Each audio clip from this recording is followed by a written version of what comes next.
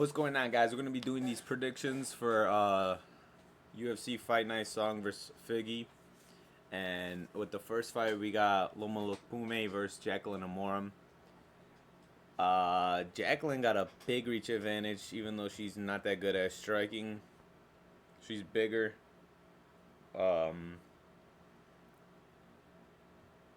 Let's go.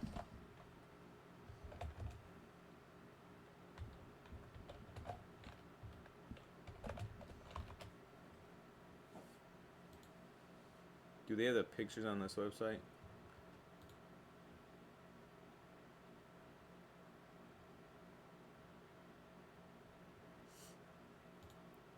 Alright, we're not going to go look at the weigh-ins because I did not have it pulled up. Well, I should have had it pulled up. But I'm pretty sure Jacqueline is... she's just a grappler. Her striking looked horrible. In her last fight, she gasses really bad. Loma she's a Muay Thai fighter. Her takedown defense is not that good, to be honest. But if she keeps the fight on the feet, rounds 2 and 3, she could sneak this out. But I think Jacqueline's going to get her down and she's going to sub her in the first round. And if not, we could see a 10-8 and maybe a tie for this fight. So my pick would be Jacqueline.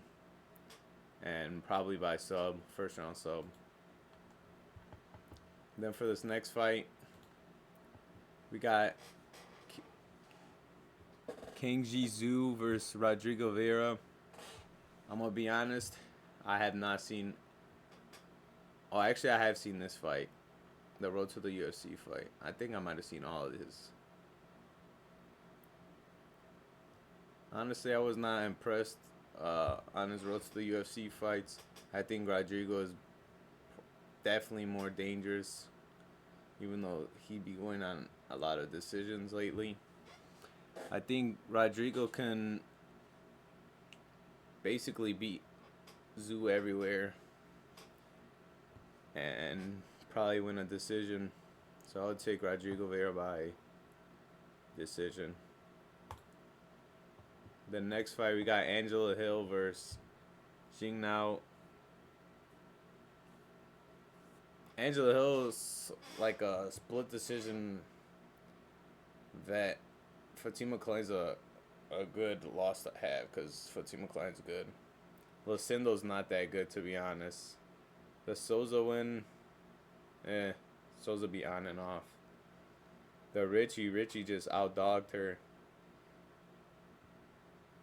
Honestly, this is probably the best Angela Hill has ever looked right now. But I think she's going to lose.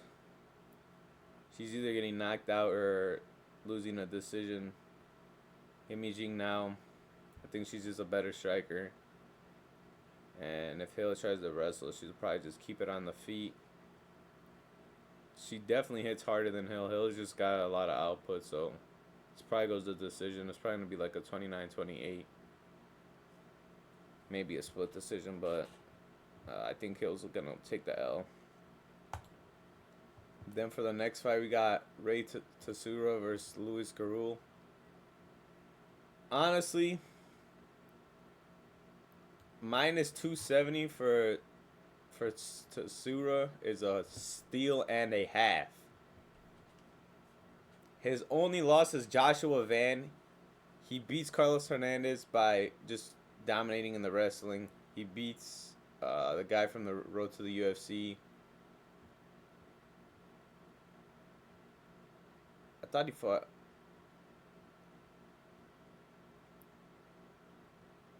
Well, maybe it was the Carlos Hernandez that I was thinking of. But he got nasty takedowns. When he gets you on the ground, most of the time, his jiu-jitsu could steal the whole round. It's like a Tatsu Taira. He could take the back and basically you're done for the whole round. And Gurule lost to... Correa's not a bad loss. But Aguilar and Ode Osborne. Ode Osborne knocked you out when he has no takedown defense. So I don't know why he was trying to strike with Ode. And Jesus Aguilar is a short, no reach Mexican that just throws overhands. And he beat Gurule, I think 30-27. It might have been 29-28, but it was a clear win for Jesus. I think Teixeira's going to take him down and do whatever he wants. Easily, he's going to win a 29-28, but I see 30-27 or maybe a submission. Or maybe he gets the back and just flattens him out and ground the pounds. Give me Teixeira for a dominant win. Next fight, we got Aoriqileng versus Cody Haddon. Oh, I bet him. His last fight, I think it was like plus 400 by knockout, and he got Cody Gibson in the first round. Well, we got Cody Haddon. He got pretty good boxing. He got good fight IQ, and I think he's just better overall better everywhere. The only thing I would say Aoriqileng is probably better in is just pure power, but I think Cody Haddon has this for an easy decision. And I'm pretty sure his only losses to Steve Erceg, and Steve Erceg would probably 30-27 Aoriqileng. So give me Cody Haddon by either knockout or decision. Next fight. This is low-key a sneaky banger. We got Ming Ding versus Jose Souza. I seen the weigh-ins. The height is not 6'2" to 6'3". Jose is way taller, maybe minimum 3 inches taller. And he got a 6-inch reach advantage. The thing is, Ming Ding is a knockout machine. He got 35 wins, 28 by knockout. 28 wins by knockout.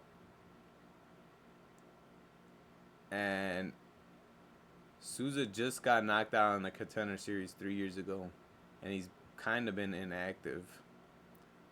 He's fought in the last 3 years. He's fought only 4 times.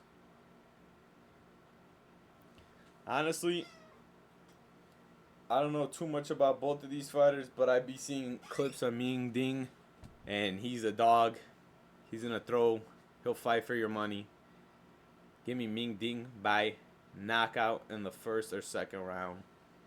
I just think he's gonna catch Souza and he's not gonna be able to recover. Give me Ming Ding by finish, round 1 or 2. Then we got Luis Felipe Diaz versus Yi Sek Lee. These guys are both grapplers.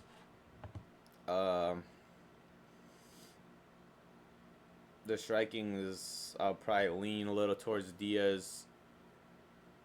Maybe Lee's a little bit better. I don't know. Their striking is not what they're really known for. They're both grapplers. Diaz is buff as shit, and I think he's just gonna be too strong in there for the grappling exchanges. And I think he might pull out a submission, but I think he wins. Close fight. I think he just outdogs Lee, and maybe he gets a first or second round submission, but I think he wins with his grappling. I think his grappling's better. He's probably going to be stronger, but we don't know the level of these fighters because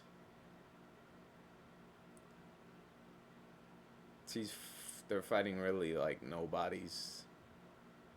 But I'll take Diaz by submission. Then we got this low-key, a little sneaky banger.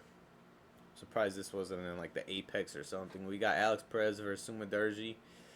Alex Perez coming off a big win versus Charles Johnson, but you guys don't know. If you beat Charles Johnson, your career goes down. It doesn't matter. If Charles Johnson knocks you out, your career goes up. When Charles Johnson knocked out Loner Kavanaugh, boom. Dog walks Brandon Moreno. Oh, Charles Johnson knocks out Joshua Van. Joshua Van goes on an undefeated streak after that, becomes a champion. and is still the champion. Defended one time. But if you beat Charles Johnson, your career is horrible. I'm gonna just pull this up real quick.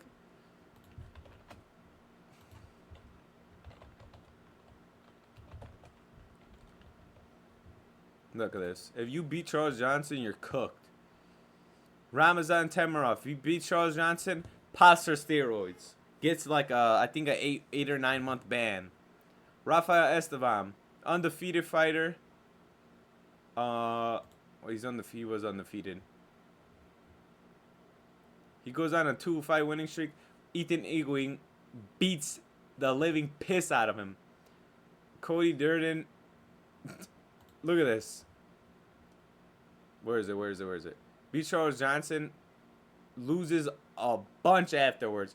So, basically the point is if you beat Charles Johnson, your career gets worse. Horrible.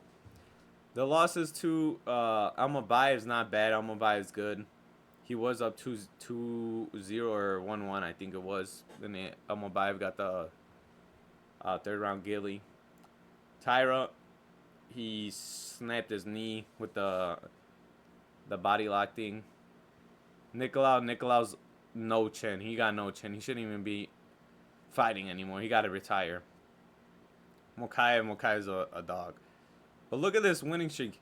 Dominates Jesus Aguilar. He probably could have got a knockout if he was more aggressive. I don't know why he was just hitting him and just leaving him. Kevin Borjas dominates Kevin Borjas in that fight too. And then Mitropozo, he's decent, but it's not the type of guys Alex Perez is fighting. But I think I'm leaning Sumudaerji because he's a dog. He's taller and he got more reach and he knows how to use his reach. He doesn't fight like some of those tall heavyweight guys like Teixeira later on in the card, and he just fights with his chin up in the air. No, Sumudaerji's a good striker. I'll probably say he's a better striker. Alex Perez probably just has more power. But I think Sumudaerji's going to take this either 29-28 decision. Nah, it's going to be a 29-28 decision or split decision. But I say Sumudaerji's beating Alex Perez. Then we got the layup of the century. If Jake Matthews does not beat Carlson Harris in this fight, I think Jake Matthews got to go start boxing or something else. Because if Carlson Harris pulls out a third round Anaconda or Darce, how Neil Magny did, Jake Matthews got to be done. Because first round, takes down Neil Magny, dominating him, choking him out. The ref stops the fight. The fight's over. Oh no, I made a mistake. He wasn't out. Restart the fight. Jake Matthews blew all his adrenaline, and second round he wins. He's up 2-0. And he shoots a sloppy takedown, and Neil Magny with his long arms snatches up the Darce, and it's over with. But either Jake Matthews is on or he's not on, because he's either on or off. Because when he's on, he's a good fighter. Fights Chitty. Chitty's landing nasty kicks right away. Takes him down, snatches up the neck.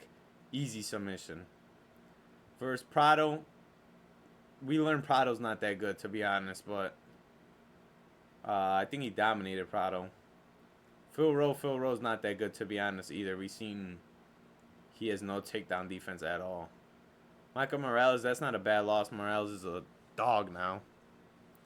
Carlson Harris got slept by Ponzinibbio, old man Ponzi, in the, I think, second or third round. I forgot what round it was, but if Ponzinibbio is knocking you out, Jake Matthews should be clubbing, subbing you, or knocking you out. I got Matthews dominating this fight unless he does something dumb in the round 3 and gets Darce or Anaconda.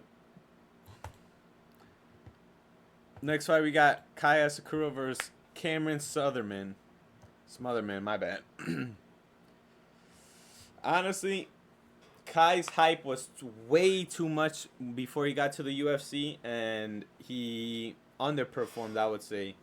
But fighting Pantoja as your first fight in the UFC is literally throwing you in a fish tank with piranhas, bro. If you're not a good grappler, he's gonna hurt you and do whatever he wanted, just like he does. But Tim Elliott, that's not even a bad loss, too, because Tim Elliott is sneaky. Tim Elliott was up 2-0 versus Muhammad Makayev before he got subbed. Tim Elliott was up, I think he won the first round versus Steve Erceg, which Steve Erceg's a top guy. Tim Elliott, I'm pretty sure, I forgot the Nurmagomedov, but he beat one of the Nurmagomedovs, Tagir. He beat Tagir by just out wrestling a Dagestani. But Tim Elliott's not a bad loss, to be honest. And Cameron Smotherman's losing to Ricky Simone. Ricky's not that good, honestly.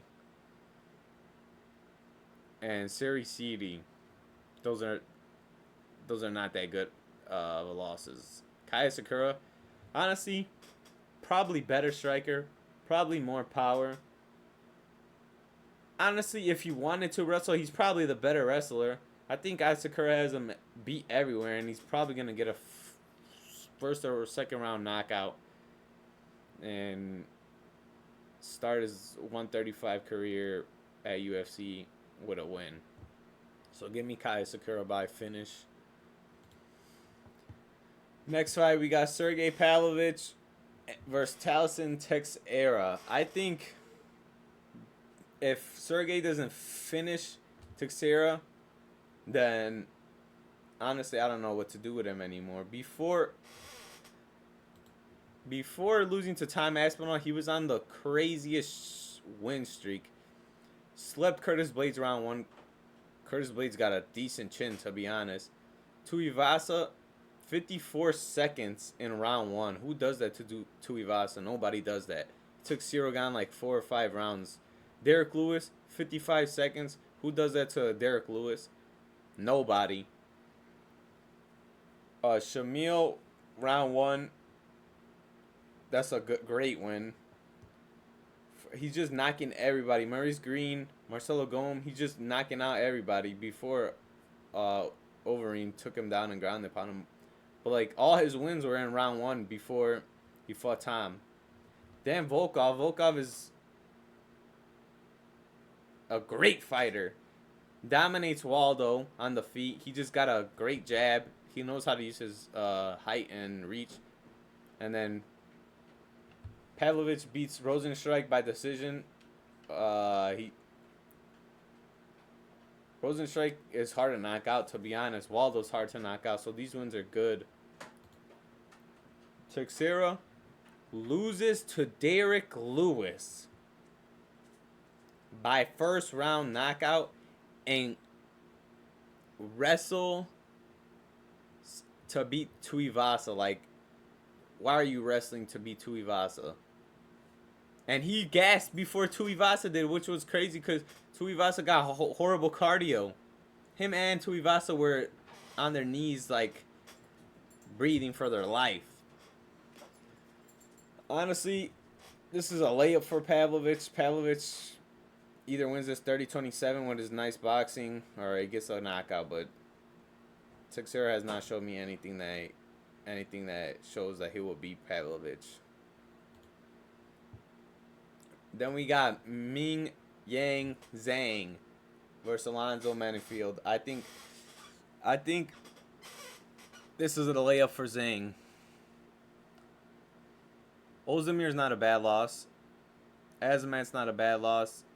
Olberg's not a bad loss. But Julius Walker is horrible. And Umar Sy, I think he just didn't know what he was doing that fight. He was fighting like he didn't want to get hurt. But Zhang losing to Johnny Walker, everybody clowns Johnny Walker like he's not a good fighter. Johnny Walker's a good fighter that just doesn't have a chin. Zhang could not find his chin because he's 6'6" with a longer reach, and he was fighting wild, how Johnny Walker usually fights. Not when he fought Dominic Reyes. Johnny Walker's a good fighter. He just does not have a good chin. And Johnny Walker lands huge leg kicks that I'm pretty sure would hurt anybody. If he landed those leg kicks on Menifield, Menifield would be done. And it was a TKO win. He was just grounded. Walker was grounded pounding Zhang. It's not like he put him out cold. I think Zhang got a better chin. He got more power. He's taller. He got less reach, but I think Zhang puts Menifield out in the first round. Menifield just doesn't do anything good. He just got good power. I think Zhang's going to catch him early, and it's going to be over way quick. Then we got the main event. Yadong, Xiong versus Deiveson, Figueiredo. Had a split. Was it split? Oh, no. It was 29-28. O'Malley won that. Dominates Henry Cejudo before the eye poke. Peter Yan, he beats him in the first round and loses the second two. Chris Gutierrez and Ricky Simone dominates those fights, I'm pretty sure. Umar's not a bad loss. Montel Jackson, split decision. Montel Jackson has no wrestling. He has no wrestling defense, to be honest. Sandhagen popped his knee out. Peter Yan, I'm pretty sure almost won every single round in that fight. And Cheeto's not good. Xiong is taller, bigger, I think stronger, to be honest. Honestly, the only way Figgy wins this is if he catches Xiong. But Xiong got a good chin, to be honest. O'Malley was landing on him clean, and he was just eating him. He was just getting angry that he couldn't catch O'Malley, but I don't think Figgy got any chance to win this, to be honest. I think Xiong's he's 10 years younger too. Xiong is like still improving too. His wrestling's getting better, his wrestling defense is getting better, his striking's getting better. I think Xiong's gonna walk him down, and we might get like a 2, 3, 4 knockout. One of those rounds, 2, 3, or 4 knockout. I think Xiong's just gonna put the pressure on him, and it's gonna be too much for Figgy.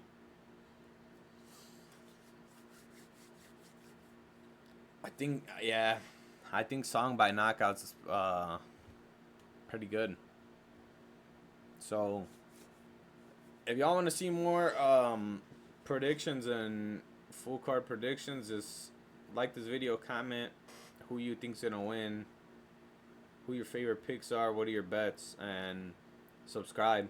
And I'm gonna try to be posting for every card.